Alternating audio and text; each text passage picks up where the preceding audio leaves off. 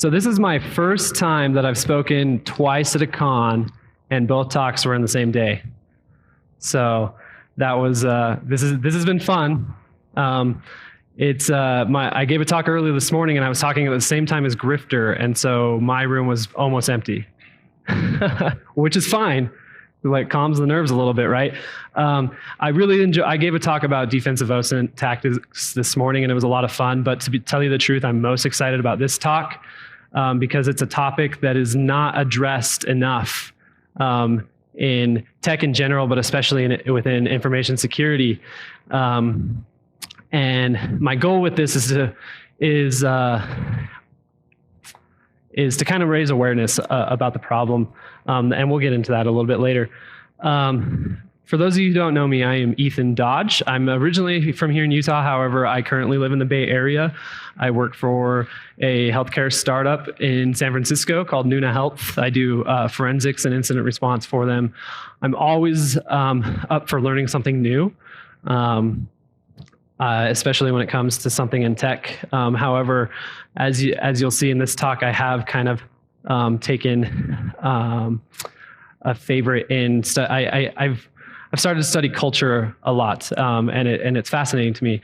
That's my Twitter handle, __ETH0, 2 underscores, and then my blog is egd.io. And then just a quick plug for my employer real quick. We're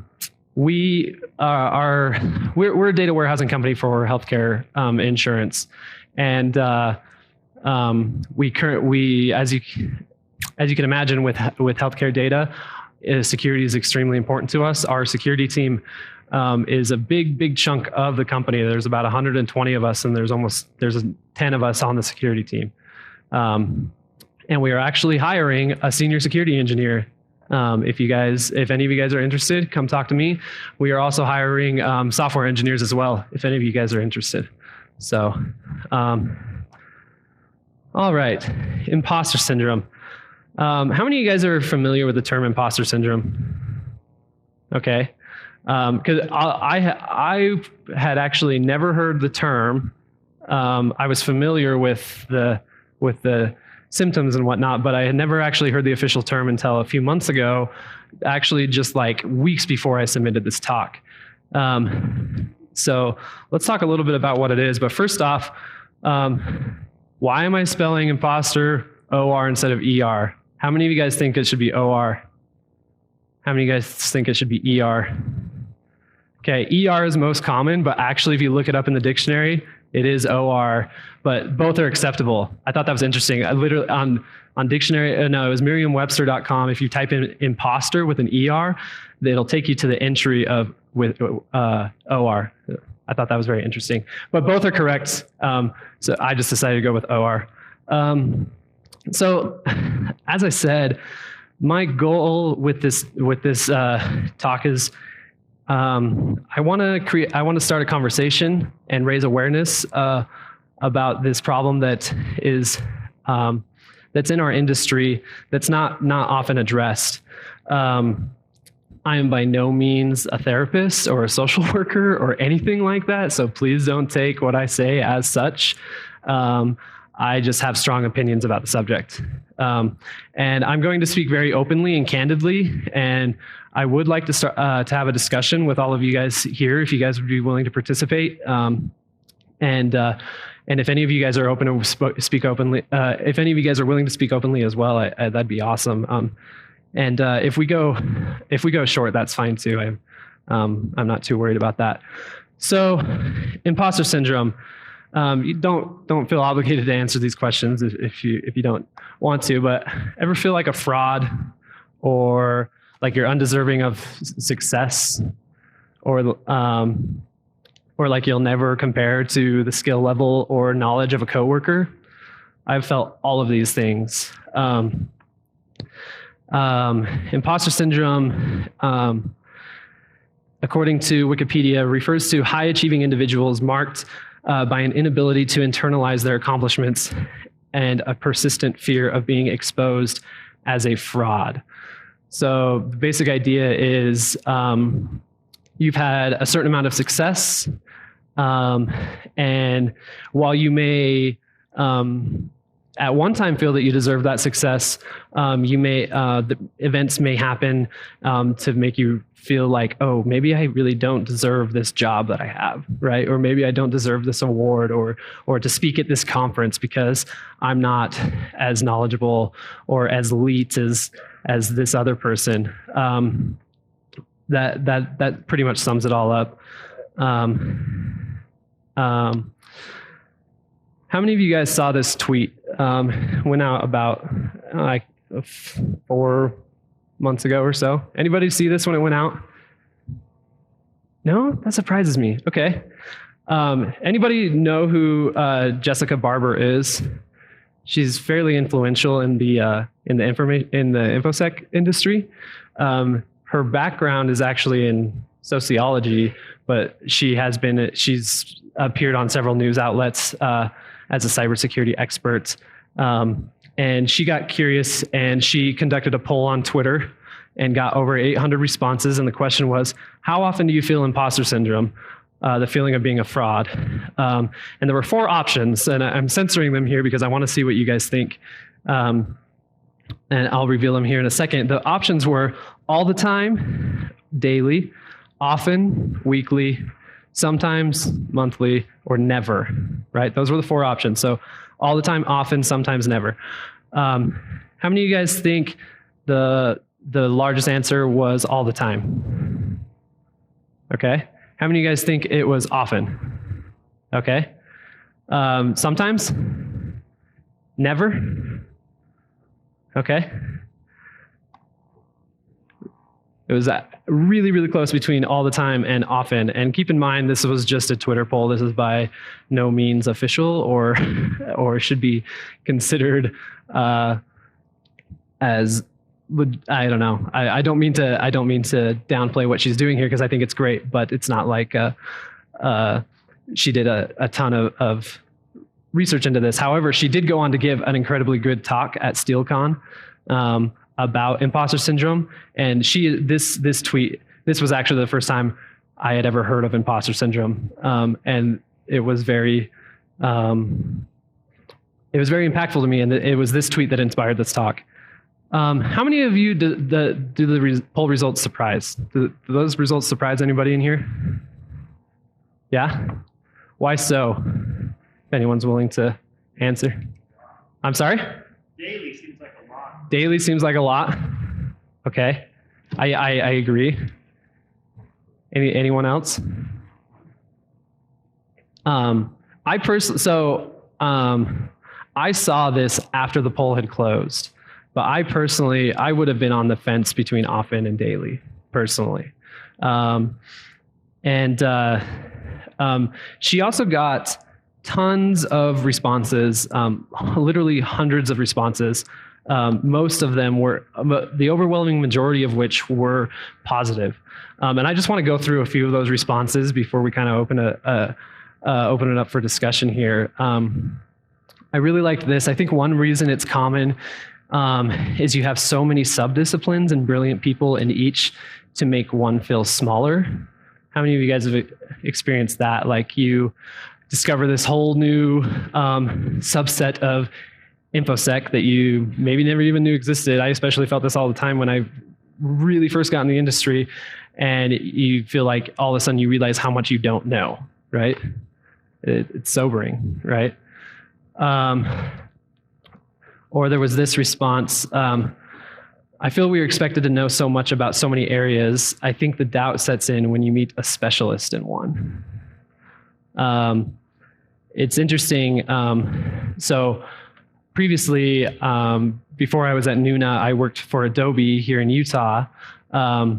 And I worked with some incredibly smart people, some of which are here in the room. And I don't know if I could say constantly, but I often felt like I would never live up to their skill. I'm going to specifically call out Bryce Coons, not because he never, ever put me down, but that dude is so freaking smart. I don't know if any of you guys know Bryce. He's actually giving a talk here today. Is he in the room? No? Okay. He's an awesome guy, one of my favorite people. one of my favorite coworkers I've ever had, but the dude, like, he'll whip out Metasploit exploits in like 10 minutes. You know, it's like I was an analyst at Adobe, and he was pwning all these boxes, and I wasn't able to catch them. Right? It was very, very, very discouraging. And he's very much a specialist in penetration testing, and I am not. My background is in incident response and forensics, right? So it gets a little discouraging. Ben Hughes, he's fairly well known. We're going to talk about a blog post that he wrote a little bit later in the talk, but he wrote, "It gets worse when I go to cons and see Mad O Day, but now and then I realize that isn't what I do, and I seem to be okay at it." I think the last sentence that he said right there, the last bit of that, is very important. He talked about keeping perspective, that, well, that's not what I do. I'm not paid to find 0 days in software, right? And so I can't. It's not fair to myself to compare me to people that are having success in that area when I don't even do that, right? We're going to talk about perspective here in a little bit, but how many of you guys have gone to a con and seen some crazy cool tool released, or some crazy vulnerability, like when they hacked the Jeep, you know, and they were talking all about that, and like thought like, oh my gosh, like these guys are incredible, and I don't know, am I the only one that compares myself to other people? No, I'm definitely not. That's why I'm having this talk, right? So yeah, see, there's my imposter syndrome coming out right there. I really like this one too. He said, "Last month I won a national award for security that only exacerbated that imposter feeling by a ton." I thought that was very interesting. Has anyone ever had an experience like that you're willing to admit? It's interesting how recognition made his feel, instead of making it better, it actually reinforced his feelings of not deserving his success. How many people in the room don't have a technical degree, or don't have a degree at all? I do have a technical degree, so I should put my hand down. But I know that this is a problem. That how many of you guys have felt like this person? I have a fine art degree, ended up finding and blogging about sec threats full time. It's kind of weird, right? It's very interesting. My wife, I hope she doesn't mind me sharing this because I did not consult her, but she has a fine art, a humanities degree. Her background is in linguistics, and she's currently pivoting to computer science. She's a software developer, and she often feels like this, that it's kind of like the elephant in the room, that she doesn't necessarily have as technical a background as everyone else. And I always just say, who cares? You know, it doesn't matter as long as you can do your job, right? She did get some responses from people saying that they've never struggled with it, which is fine and awesome. I mean, that means that person has a healthy self-esteem, not that people that do struggle with it don't have healthy self-esteem. But I think it's really important to raise awareness of the problem among both populations, not just those who struggle with it and those, but also those who don't struggle with it. But that way we can help each other. I really, really enjoyed this response as well. He talked about that he experiences it daily, and she asked him what makes it better. And he specifically called out supporting work colleagues. I think that is incredibly important, and we're going to talk about that later on. But empathy is a hard attribute to have for some people, and in general. But if you can have a supporting work environment, and your coworkers understand your hesitations and your background, and support you when you admit that you don't know something, that is huge. And I think it is all of our responsibilities to create such an environment in our workplaces. I think that is one of the biggest problems as to why this, the biggest factors as to why this is such a big problem, is that we need to have a little more empathy. Again, I've done zero research on this. This is just totally based off of my own observations, right? I liked what this guy said. He said, one comfort is that those who I look up to in the industry do the same, meaning that they also struggle with it. And it's true. She got responses from Jack Daniel. Anyone know who Jack Daniel is? He was the keynote speaker at B-Side Salt Lake City. Also, Javed Malik, I'm sorry if I just butchered his name, but I saw this guy speak at B-Side San Francisco about how to become the InfoSec professional, and it was an amazing talk. It was super great. It was standing room only, and he, as you can see here, he admits that he struggles with it, as in his own words, every damn day, right? So you're definitely in good company if you struggle with these things. Albert Einstein, this is a famous quote from him, that where he admits that he has also struggled with feelings of that he's not good enough or undeserving. And I mean, Albert Einstein changed the world in many ways, right? How many of you guys have read or heard of this book, Daring Greatly? I just saw one hand. Anyone else back there?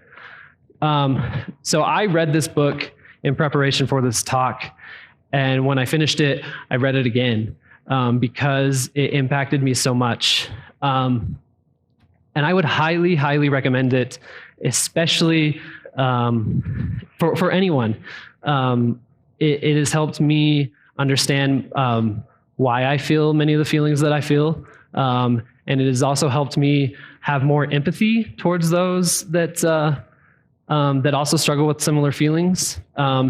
It's made me realize that that everyone's just doing their best, right? And that's all that we can really ask for. I'll relate a quick story that she shares in there. She talks about the concept of these minions, or was it minions? Gremlins. It was gremlins.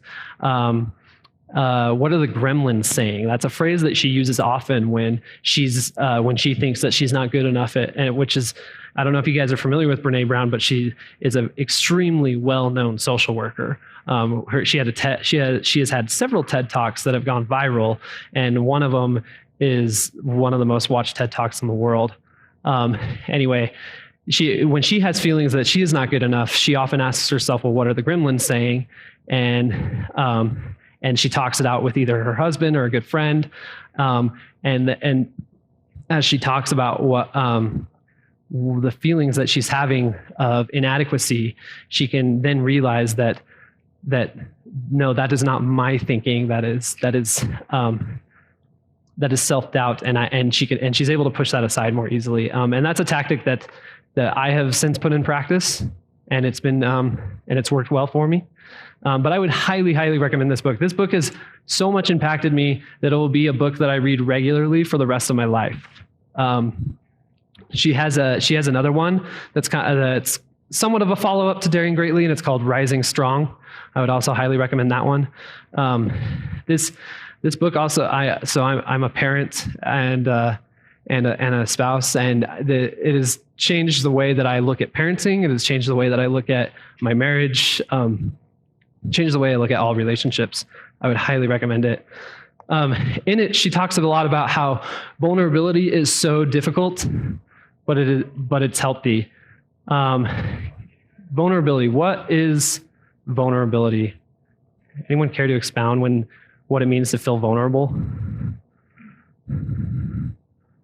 Yes, way back in the back.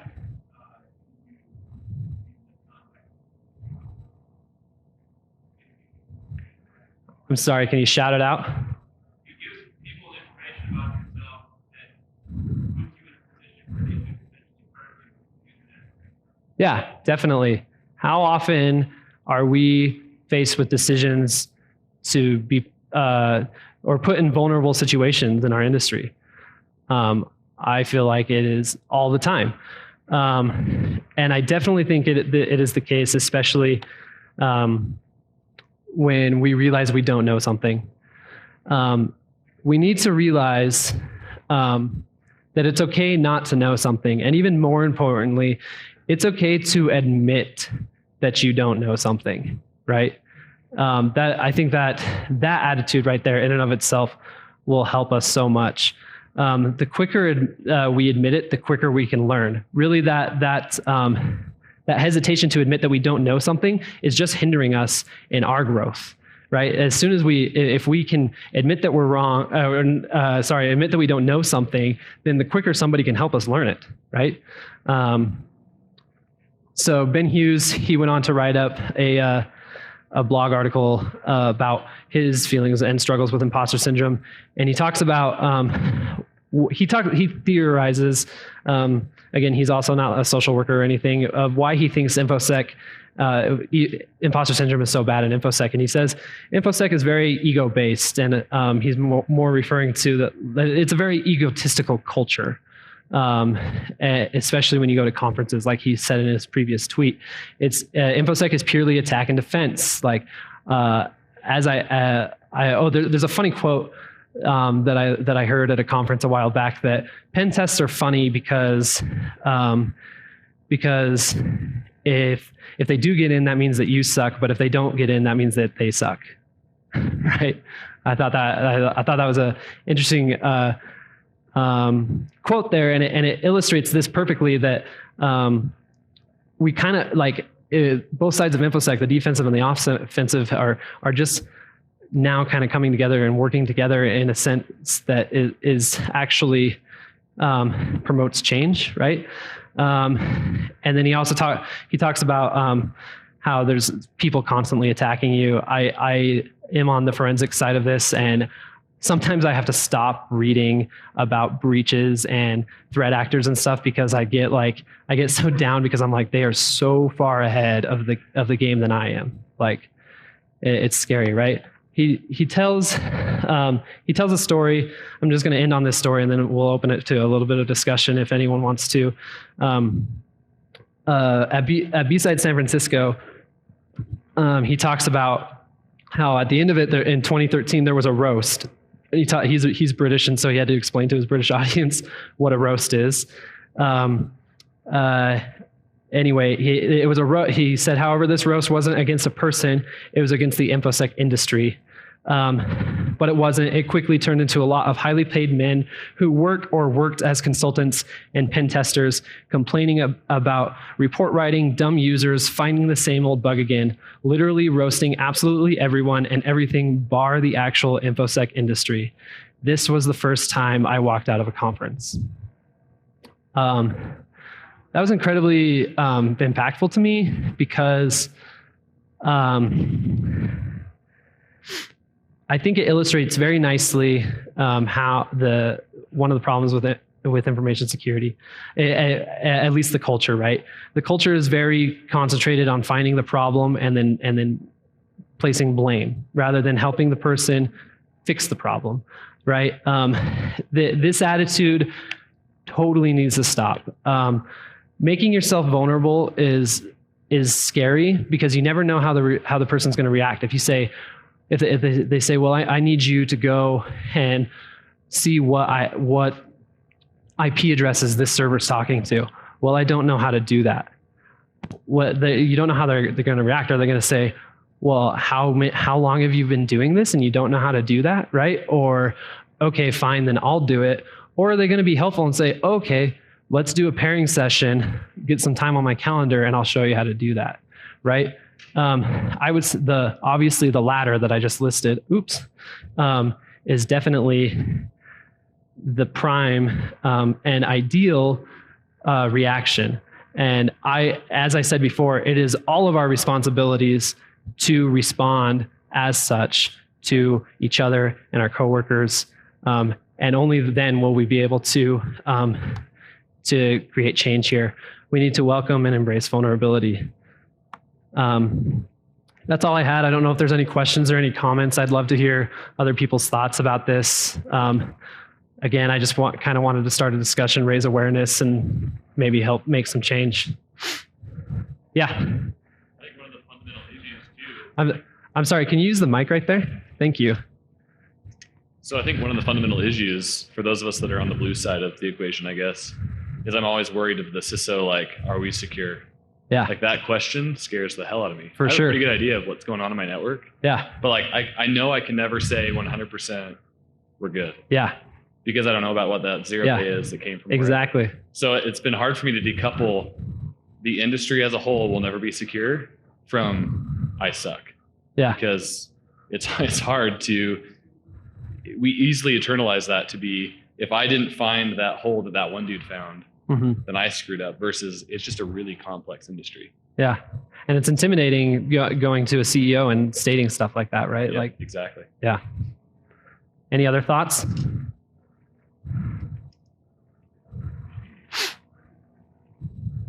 I saw a Venn diagram that was like, what all the knowledge that's out there in the world, what you think other people know, and it's like a lot of that circle, and then what you know, right? And it's this little ball. And what you really find is, even amongst really smart people, everyone has their little area and they overlap or cover. But I mean, I work with Dan, or used to, and we have guys that have been in InfoSec for 20 years, and still you'll hear them like, and they're okay to admit it now, like, I have no idea what this is or what that is. I just think the difficult thing is getting to that point where you realize, like, I have this sphere of knowledge, but it's never going to be all the knowledge in the world, if that makes sense. Yeah, definitely. For sure. That I think, and it is interesting how it becomes easier over time to admit that you don't know something. But anyway, any other thoughts? Yeah. This is awesome. Thanks, guys. It kind of goes with, I had an epiphany a few years ago while writing employee reviews. If you've ever seen those 4 stages of competence, how you're unconsciously incompetent, you don't know that you know something, then you might be consciously incompetent, you know that there's something you don't know. Then you're consciously competent, there's something that you know how to do, like, I know how to get into this thing, it's a Unix system. And then there's the next stage where you're unconsciously competent, where you know something and you don't even realize it. And I think a lot of us spend a lot of time at the consciously incompetent, where we have all this stuff that we've already learned that's in the background. Like, I know 50 VI hotkeys, but I don't put that on my resume. It's just something that I know that I never think about it. But then there's other problems that I run into that I don't know the problem for. And we spend most of our time running up against problems that we haven't solved yet and trying to bury into those. And so it seems like our world is always focusing on the part that we don't know. So it's easy to admit that we don't know something because there's something that we haven't discovered yet, and we're trying to work with it and figure it out. That's what we're all here, is trying to learn new things. But then we don't focus on everything that we already know that we have in the background. And that's what exacerbates our imposter syndrome, because we don't even think about everything that we already know that we can do without even thinking about it. We just focus on the stuff that we're trying to learn right now. Interesting. I like that. Thank you. Is my mic still on? Yeah. Okay. We're actually out of time, but thank you so much, guys, for your comments and your thoughts. I think this is an extremely important subject, and I plead with you guys to make the move and put yourself in vulnerable situations. Don't be afraid to admit that you don't know something. And then if you ever see a coworker that is making themselves vulnerable in front of you, have empathy, right? And help them learn. I think small changes like that are eventually going to create the big change within our industry. Thank you so much.